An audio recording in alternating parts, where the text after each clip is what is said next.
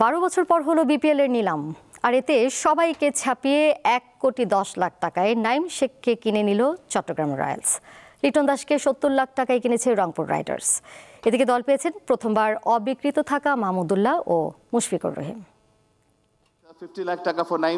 জাতীয় দলে অতটা নজর কাটতে না পারলেও 50 লাখ ভিত্তি মূল্যের নাইমকে নিয়ে আগ্রহ প্রকাশ করেছে বেশ কয়েকটি ফ্র্যাঞ্চাইজি। শেষ পর্যন্ত জিতেছে চট্টগ্রাম রয়্যালস। 1,10,00,000 টাকায় তারা দলে নিয়েছে তাকে, যা এবারের আসরের সর্বোচ্চ। 70 লাখ টাকায় রংপুর রাইডার্স দলে নিয়েছে এ ক্যাটাগরির অন্য ক্রিকেটার লিটন দাসকে। জাতীয় দলের টি-20 অধিনায়ক গত আসরে ছিলেন ঢাকা ক্যাপিটালসে। এদিকে বি ক্যাটাগরিতে প্রথম ডাকে অবিকৃত থাকেন মাহমুদুল্লাহ ও মুশফিকুর রহিম। তবে দ্বিতীয় ডাকে 35 লাখ টাকা ভিত্তিমূল্যে মাহমুদুল্লাহকে রংপুর রাইডার্স এবং মুশফিকুর রহিমকে কিনেছে রাজশাহী ওয়ারিয়র্স।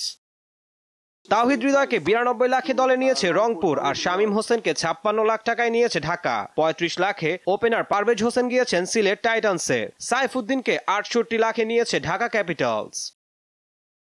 নিয়ম অনুযায়ী সবগুলো দলকে এ ও বি ক্যাটাগরি থেকে বাধ্যতামূলক 2 জন ক্রিকেটারকে নিতে হয়েছে। নিলামে ওঠা শেষ 2 ক্রিকেটার জাকের আলী ও মাহিদুল ইসলামকে ভিত্তিমূল্য 35 লাখ টাকাতে নিয়েছে নোয়াখালী এক্সপ্রেস। পেসার নাহিদ রানা 56 লাখ টাকায় গেছেন রংপুরে। সবশেষ রাইজিং স্টার্স এশিয়া কাপে ঝড় তোলা ওপেনার হাবিবুর রহমানকে নিতে নোয়াখালী খরচ করেছে 50 লাখ টাকা। গত আসরে ঢাকা ক্যাপিটালসে খেলেছিলেন সাব্বির রহমান, তাকে 28 লাখ টাকায় ধরে রেখেছে ফ্র্যাঞ্চাইজিটি। একই সাথে ভিত্তিমূল্য 18 লাখ টাকায় তারা নাসির হোসেনকেও দলে ভিড়িয়েছে। এদিকে 12তম আসরের খেলোয়াড় নিলামের তালিকা থেকে 9 ক্রিকেটারকে বাদ দেওয়ার সিদ্ধান্তের বিরুদ্ধে 3টি রিট আবেদন করা হলেও সেই আবেদনগুলো সরাসরি খারিজ করে দিয়েছে হাইকোর্ট।